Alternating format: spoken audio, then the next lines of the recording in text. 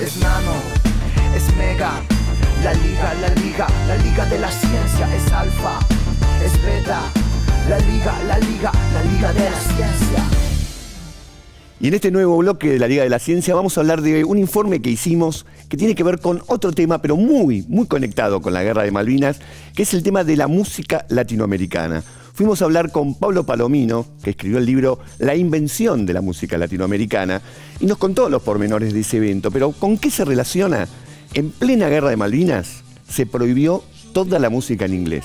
Sí, como están escuchando, toda la música en inglés fue prohibida de difundir en la televisión, en la radio, y por lo tanto, lo único que había para escuchar era la música argentina, la música latinoamericana, y ahí fue un gran impulso. Vamos al informe.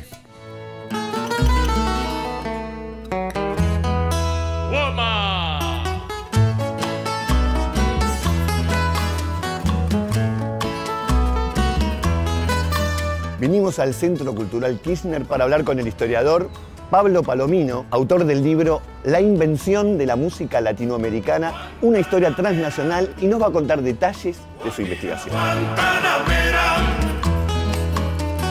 Guantanamera, Guajira, Guantanamera. Pablo, ¿cómo fue que iniciaste tu investigación en este tema tan lindo que es la historia de la música latinoamericana? Bueno, yo empecé por el barrio, es decir, con la música argentina, la historia social, de cómo ciertas músicas populares, marginales en Argentina de repente se volvieron masivas, comerciales, legítimas y hasta símbolos de la Argentina, como el tango. Y poquito más lejos del barrio, pero cerca del barrio regional, digamos, me empecé a interesar por la música brasileña y cómo con el samba pasó algo parecido. Música de poblaciones marginalizadas que de repente se volvieron un símbolo del Brasil.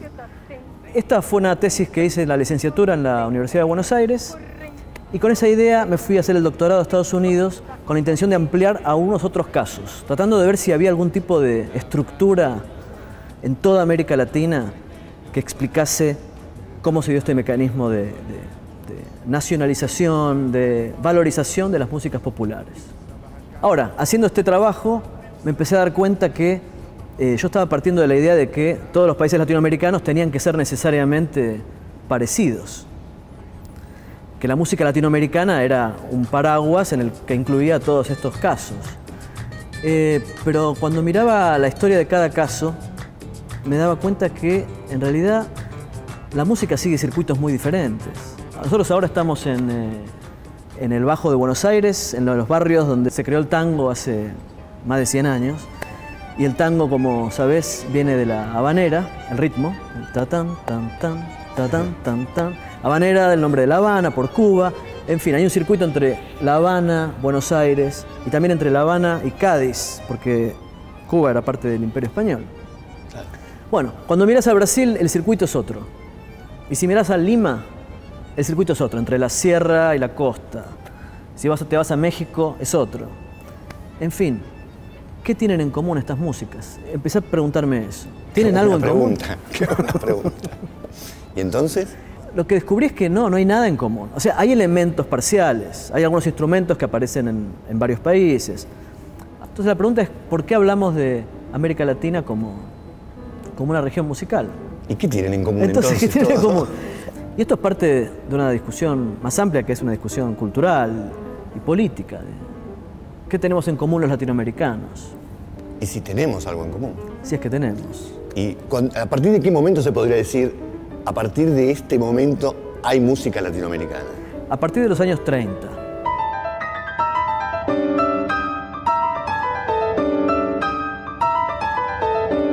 Ahí empiezan muchas voces, sobre todo musicólogos, que empiezan a organizarse casi como un gremio, no con estatutos, no como un sindicato, pero sí como una especie de red más o menos permanente de ecuatorianos, cubanos, mexicanos, brasileños, argentinos, que se leen entre sí, se apoyan mutuamente, porque bueno, todos están tratando de que sus propios estados nacionales les den importancia, les den recursos, y para eso necesitan legitimarse, mostrando que, digamos, el musicólogo ecuatoriano que investiga las raíces folclóricas de la música del Ecuador está en contacto con el tipo que hace lo mismo en Brasil o en Chile.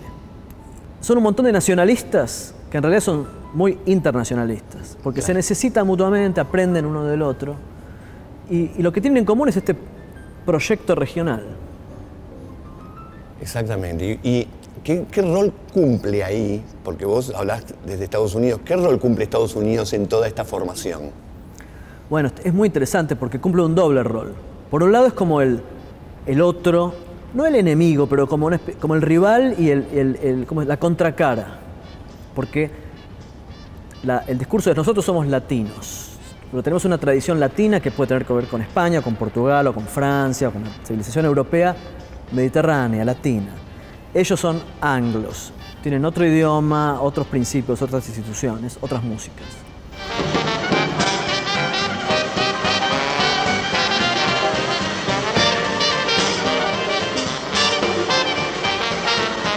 Pero al mismo tiempo, en los Estados Unidos, desde Estados Unidos, América Latina es como que se ve como una región unificada, pero por la distancia, digamos. Porque bueno, abajo del Río Grande, bueno, todos los que están ahí abajo, pueden ser chilenos, uruguayos, panameños o hondureños, latinoamericanos. En un momento te había pedido, a ver, decime un ejemplo de un cantante o un grupo musical que sea simbólico de todo lo que estás diciendo, y me dijiste Neil Mato Grosso. ¿Por qué? Él era contracultural en el sentido de representaciones del género y de lo sexual y de lo musical en Brasil. Él era un tipo marginal en el sistema musical, pero en los años, finales de los años 70 se empieza a ser muy famoso, y en el año 85, en Río de Janeiro, están abandonando la dictadura, pasando a la democracia por fin en Brasil. Se hace un gran festival llamado Rock in Rio, mejor te acordás. Sí. Fueron bandas de todo el mundo. Era como lo que hoy es el Lollapalooza o este tipo de mega festivales internacionales. Vienen bandas, viene Queen y otras bandas, pero el acto inaugural se lo dan a Ney Matogrosso para que él sea como el representante del Brasil ante el mundo. Uno esperaría que, bueno, que él cantase un samba o alguna canción. Hay un montón de canciones brasileñas que dicen oh Brasil, que es tan lindo y tan gostoso. No, él elige cantar una canción que se llama América del Sur. Aparece vestido de chamán, medio caníbal indio, con un hueso en la mano, diciendo Deus salve esta América do Sul, que Dios salve América del Sur. Estos campos mojados de sudor, ese orgullo latino en cada mirada.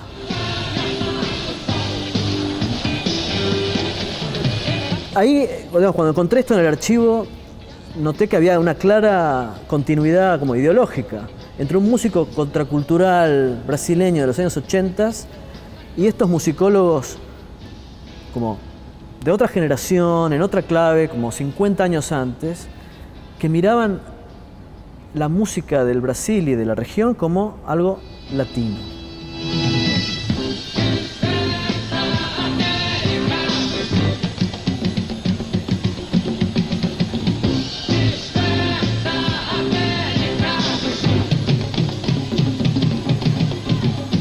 Hay como un circuito, ¿no?, que vos describís en el libro, entre una música que empieza siendo marginal, después se hace popular y luego lo toman los intelectuales y la convierten en un clásico que la estudian.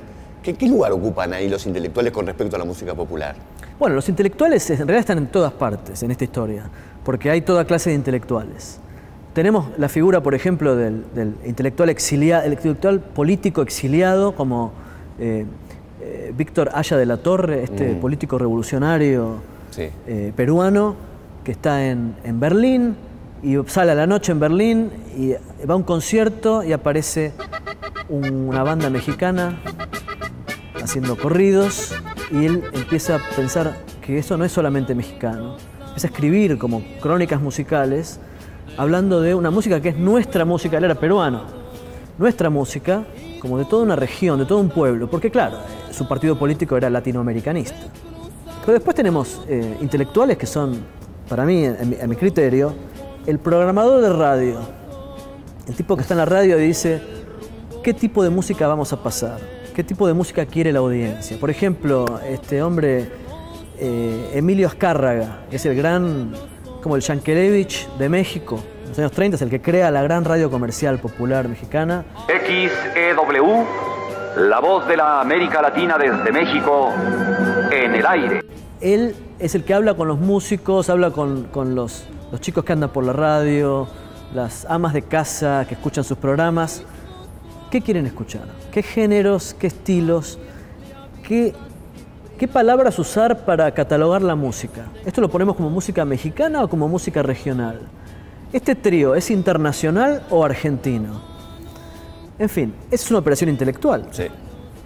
Seleccionar la música, ponerle nombres, darle jerarquías. Y me parece que la categoría máxima que yo investigué, que es música latinoamericana, aunque es una invención, como yo digo en mi libro, es una invención muy exitosa, porque creo que se consolidó, se instaló. Si nosotros hablamos de música latinoamericana, vos pensás en música latinoamericana y inmediatamente se te vienen a la cabeza algunos ejemplos. Todas las voces, todas las manos, todas. Muchísimas gracias, Pablo. No, muchas gracias a vos, un verdadero placer. Igualmente. Ser canción en el viaje.